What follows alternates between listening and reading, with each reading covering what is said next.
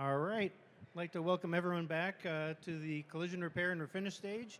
And today we're going to be talking about the Skills USA National Competition, if I could say the words correctly. This is something that's very near and dear to my heart, as I was a competitor back in high school and got to go to nationals, which is one of the times I met you, Jason. One of the first times way too many years ago. But I think there's a lot of people that don't know enough about it, and we really wanted to get the word out there and kind of what goes into the competition. And, we've all been involved with it in different levels for quite a while. And I think we've seen it, how it's evolved and changed, and more changes are coming yet. So we'll get into it, and we'll start out with the competitions. And, I always joke around that every year at the Skills USA National Competition, it restores my faith in humanity. Yeah. That there is a chance and hope that there are good people out there willing to do the work and are polite and helpful, and it's an amazing group of kids every year, and I can't say enough about them. Yeah, I've been now with Skills USA for 29 years, and so it's amazing every year when you think, maybe next year I won't do this again, and then you go there and you see all the students and you see how excitement and you see what they're doing and how well they're doing and how thankful they are that you're there to help them, and it brings you back again every year. Yeah, and like Scott, I've been involved in Skills USA back when it was VICA, the Vocational Industrial Clubs of America. It was the old chant, remember that? Yeah. So I was thinking about on the way over here from the airport, and I would have been a freshman about 40 years ago. So that was the first year that I started joining VICA back then, Skills USA, and I've been on the national committee for not quite 29 years, but like 27 or 26, 28, as the tech chair for the collision repair technology competition. And Scott's right, when we're talking about these we got 120, 130 contestants from high school and post-secondary here in the audience that we got, and Tony and I and Jessica get to welcome these contestants each and every year, and it's an incredible week. And a lot of people, to Scott's point, don't know about what Skills USA is, but we've been getting a lot more interest in more recent years, and so I think we could probably talk a little bit about how people that want to get involved with Skills USA can get involved with Skills USA, because we've been getting a lot of requests to join the national committee, and there's other opportunities outside of just the national competition as well. Yeah, and for those of you not familiar with Skills USA, even to be invited to come to the national event, you have to win gold in your state. So this is the best of the best in every state that actually gets invited to come to the national competition. So it's a joy and honor to be part of it. And it's probably the one week of the year where we all kind of take our industry hats off as far as who we work for and who we work. We're not competitors. We are all fighting the battle to get these young people involved in our industry. And I think we do a great job. I think Skills USA is just one of those places where everybody comes together to support it. And I think the collision refinish does a bang-up job compared to anybody else. Yeah, I'm with you. So we've got three competitions, I guess now. Collision repair technology, Tony's automotive refinish technology, and then there is also I forget the actual name, but an estimating competition, the damage assessment competition. But yeah, all state champions, high school and post-secondary. Some of these contestants have never left their home state or been on an airplane before, right, Scott? And so it's really cool to just meet these young future technicians of the industry that are really, as Scott said, just the best of the best. And collision repair and automotive refinishing and the estimating competition are one of, I think, 130 competitions that they had last year. Everything, again, from automotive to diesel, aviation, hair, nails, culinary arts, baking, welding, sculpture. It's absolutely an incredible organization. There's 16,000, I think, contestants in industry in Atlanta last year. So it's a massive organization, but an organization that a lot of people, unfortunately, don't know about. And we'd love to continue to keep telling our story about it. Well, I think for me what's been really cool to see over the last several years is the growth in quality, especially at that high school level, because that's where we're starting to see a lot of amazing young technicians that the schools are gearing towards that, and we certainly need that. Of course, that type of training more than anything right now. And for us, we've had a couple of schools that came through already in our booth this morning, just that were at Skills, and it was great to see them bring students out here, and that's a commitment, So we're glad to see them committed like that. Yeah. So, we talk about the industry involvement to pull this off every year. And there's a lot of involvement all the way through. The schools have to do quite a bit of work to prepare the students for the state competition. And then we have to do all of our work to get all of the bumper covers and fenders and welding materials, paint materials, vehicles to mask. There's so much that goes into it. So I primarily handle the welding, the attachment methods section of CRT. And, we have to look for companies to sponsor the rails because it's several $1,000s a year to get those. And every year companies step up because it's for technicians. And, we've been evolving it since I've been involved, and prior to that as well, where it's really what the collision industry is working on, what these technicians are seeing in shops, they're going to see at the competition. And I think that's something that is definitely ramping up even faster than it has in the last decade. Yeah, it's we have made a very conscious effort to really update the segments that we've got. So we've had our sheet metal cosmetic straightening, and we get thank you Toyota for all the fenders, and thanks to General Motors for the bumper covers, and Miller for the welders, and Polyvance for the hot air welders, and 3M for the adhesives, and Norton for abrasives. I mean, it's just each and every year these organizations they contribute a lot of, now not just the resources to be there to organize it and take things out of a box and put them back in and set everything up, but just all the products and the materials that go through it. And we've changed the competition over the years. Now the contestants don't need to bring any hand tools. We've got all the hammers and dollies and DAs and Festool sanders, and the industry has really done a great job of, again, rising to the occasion and really helping the organization and helping us get there and continue to grow. We brought in all data tablets a couple of years ago, so now we're focusing on OEM information during the competition, which we hadn't historically.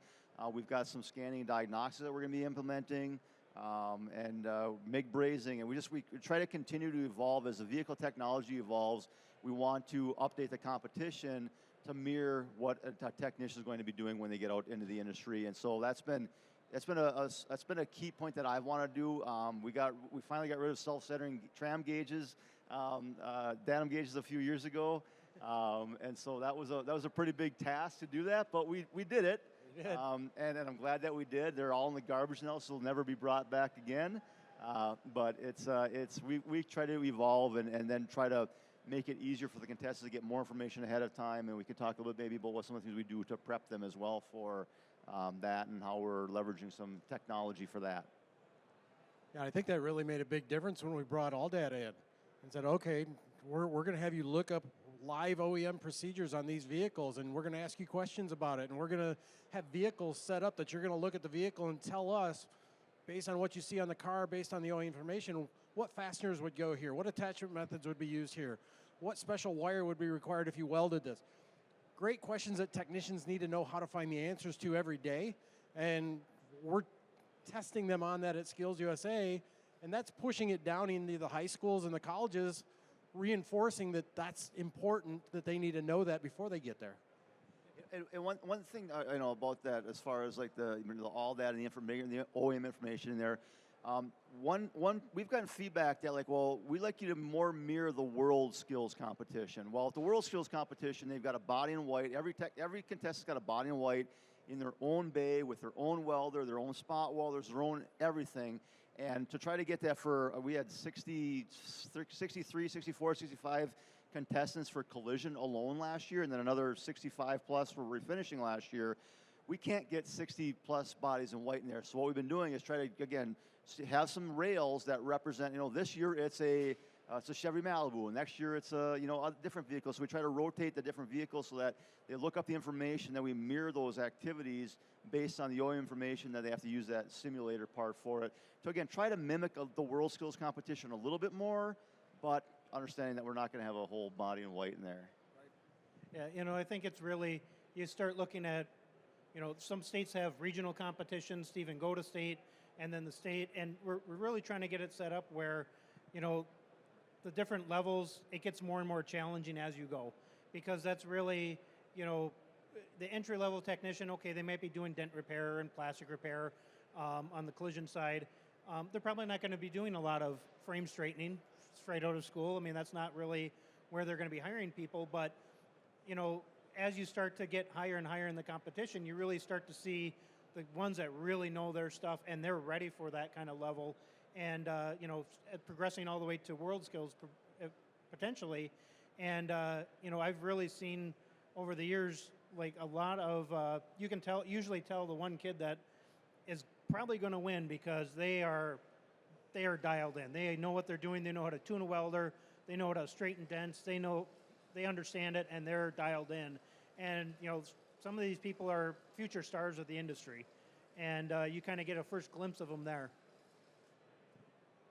So we beat up on collision enough, so now we'll jump over for Tony to refinish here and give us a little bit of background on some of this stuff. Well, and in automotive refinish, we obviously can't, again, we don't have complete car bodies, but we have panels that are prepared to do a spot repair, to do a blend. We have panels that are prepared to do feather edge and prime so that they can use a UV primer, and that has been a big thing. The masking, I think that's seems to be one of the hardest things to get, is to find 8 of the same car so that you can have them there to be all masked and have a good contest. But Dan Whittick's done a great job all the time to help get that done. For us, it also is the color ID, color tinting, all of those things. So, you know, fortunately over the years, we've had a lot of companies from 5 of the major paint companies, from AkzoNobel and Axalta and Sherwin-Williams and PPG and BASF have all stepped up heavily to donate money. So we have 2 paint trailers there that have spray stations inside, and it allows us to let these contestants go into a booth and spray as they would if they were at a shop, and that's helped a lot. It also has helped, I think, that we've done a better job over the last few years of updating, giving all of our information to SkillsUSA and having it out on that website. So a year in advance, the schools know what kind of paint are we going to be using in each segment. They know, you know, for you guys, which frames, rails you're going to use. That's been really important to us, is to keep them educated. And also what I guess what we like is at the end of every contest, all of the instructors come into where the student waiting area is, and we give what we saw as segment leaders or chairs or whatever we saw. Here's some things we saw that maybe you guys should work on, but we ask for feedback. And that feedback's really important from some of the instructors, something that we wouldn't have thought of.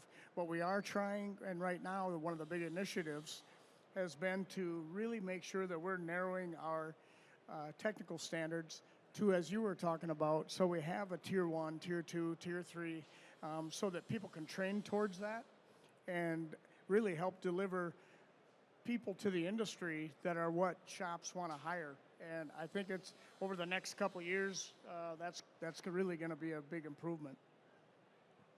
You know, I think, you know, when I first started going to SkillsUSA, after, you know, competing there and then coming back about 10 years later, the trailers were the most impressive thing, because literally these semi-trailers get rolled out once a year for this competition, and they've got all the filters and airlines, and, you know, you could really tell that the industry really stepped up in a huge way to get those set up like that. And I mean, it's impressive every year how long it takes us to set up, and then how quickly we can tear it all down and put it away, and then go, okay, now we got to remember how to do this again next year. Well, but I think some of the big improvements that we've seen on both sides, of course, is when we go to a new convention center, when we moved from Kansas City to Louisville and Louisville to Atlanta, it's all new challenges, because the air system at those facilities aren't necessarily what you might think.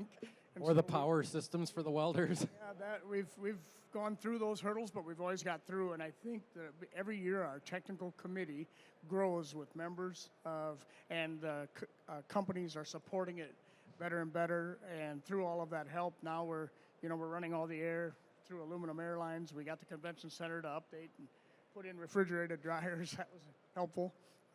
But we really have got an incredible technical team that's working together for this. And I think some of the biggest things we see a lot of repeat repeat schools that seem to have students there, are winning their states year after year. We really are pushing to try to get more schools involved.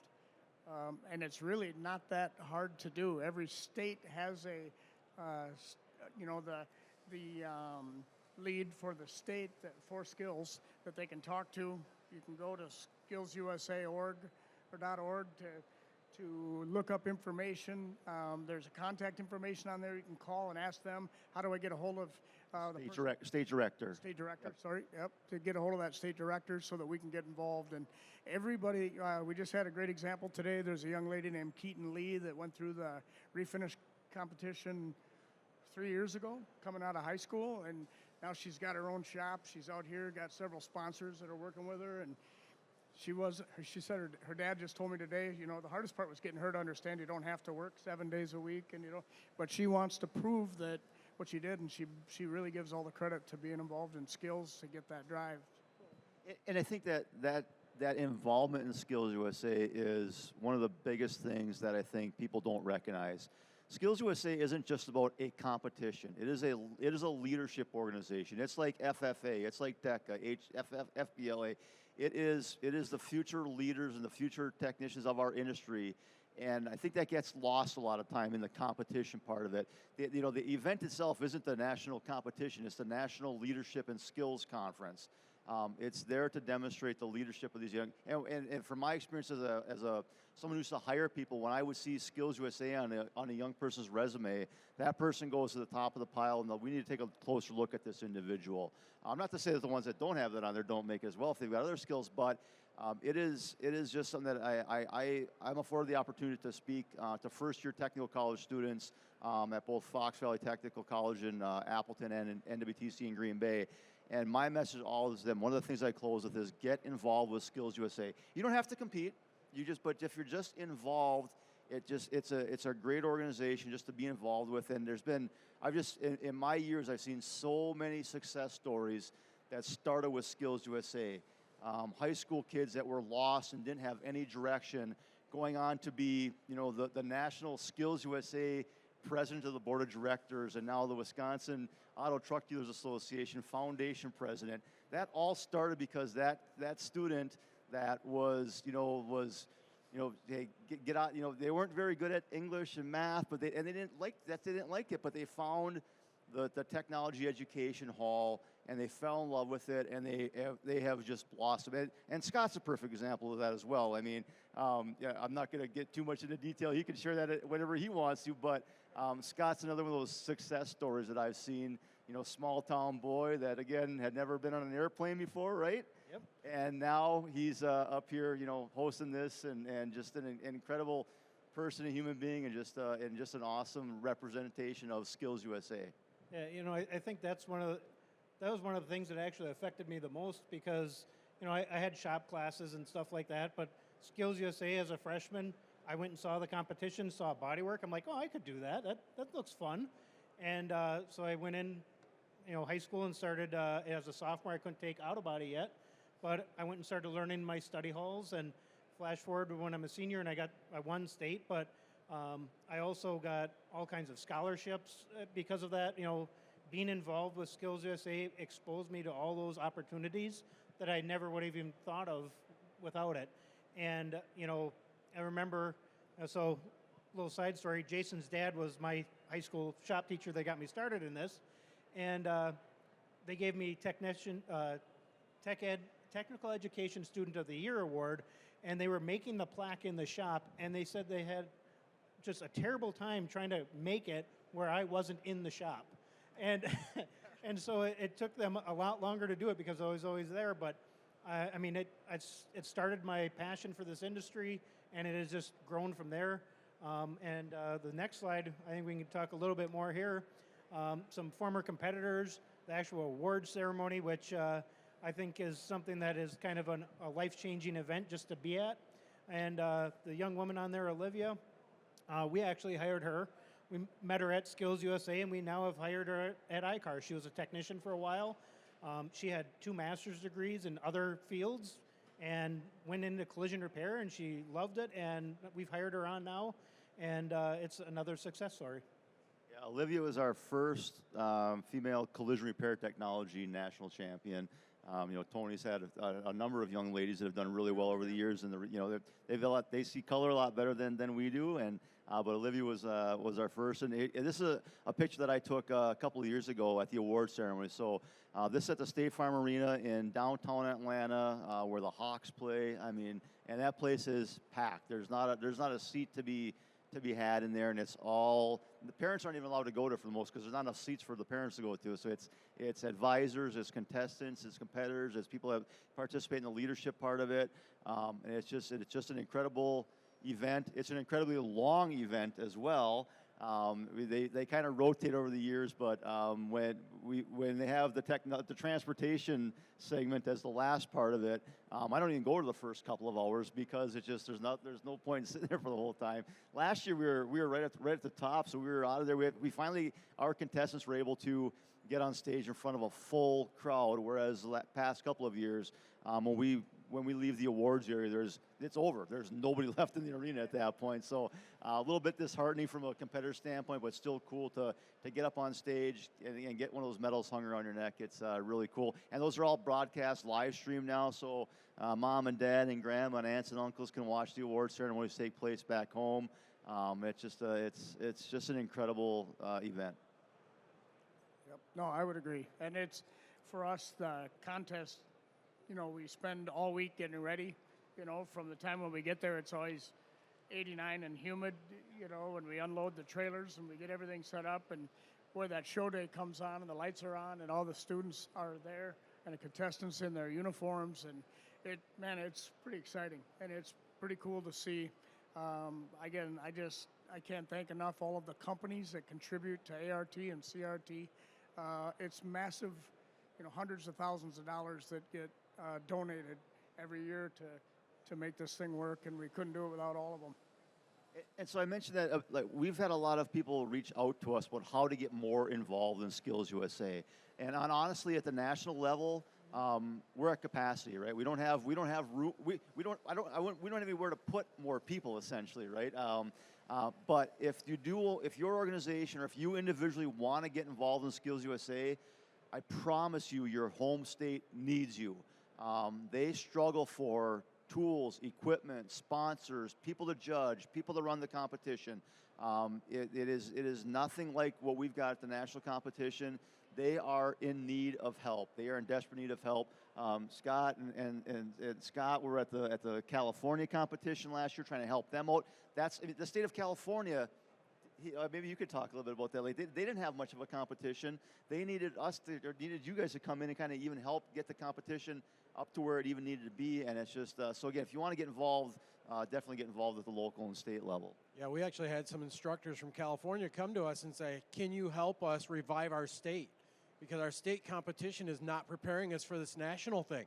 If we win first in our state, doesn't mean we're good at what we do. It means we were the last one standing. And we get to the nationals, we're lost."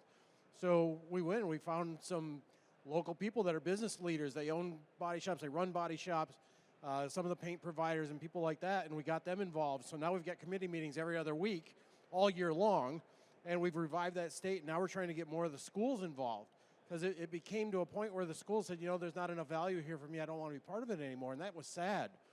And so now we're seeing some more schools come in and say, yeah, I can do this, and I'll be part of this next year, and I'll be there.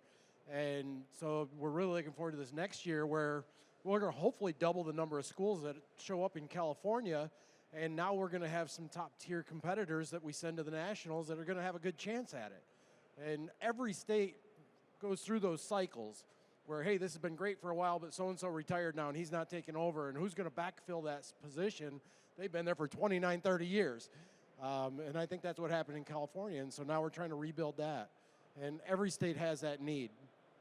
Yeah, and that was a really fun experience for me, because we were talking, and it was one of those things where you're kind of explaining all the things you're trying to get ready, and I'm like, do you need help? It sounds like you could use an extra hand, and somebody that's been to nationals and understands what you're trying to do. And we pulled it off, but there were some people in there. We ran into a major problem where they were supposed to be looking up repair information and measurements and all kinds of stuff and all data, and all of a sudden the computer's locked up and you couldn't access anything because of IT issues. And so the guys that were doing the estimating part of it, literally, and the structural, right? Yeah, they're doing structural and estimating. They just rolled with it. They're like, hey, we can't do this, so guess what? We're going to go out and look at this car, and you're going to orally tell me about the estimate you would write on this car. Yeah. And it's like, those guys were rock stars. I didn't know them before there. I met them the day before, and they just rolled with it and did an awesome job. And I'm like, I couldn't have thought of a better way to do it. And honestly, we had some language barrier, and it was awesome because they were bilingual. It's like, so some of these students that probably would even had more trouble with some of the written stuff were able to show some of their talents because they were doing it that way. So it worked out great. And I think that's something that, collision techs and the collision industry in general, we're very adaptable. We think on our feet. How are we going to fix this? How are we going to get this going? And you just go and do it. And I think that's a real strength that doesn't get acknowledged enough. We will find a way. And a lot of times those competitors don't even know that we went through these struggles. Like, they don't know about you trying to get water out of those lines for 2 days straight, nonstop.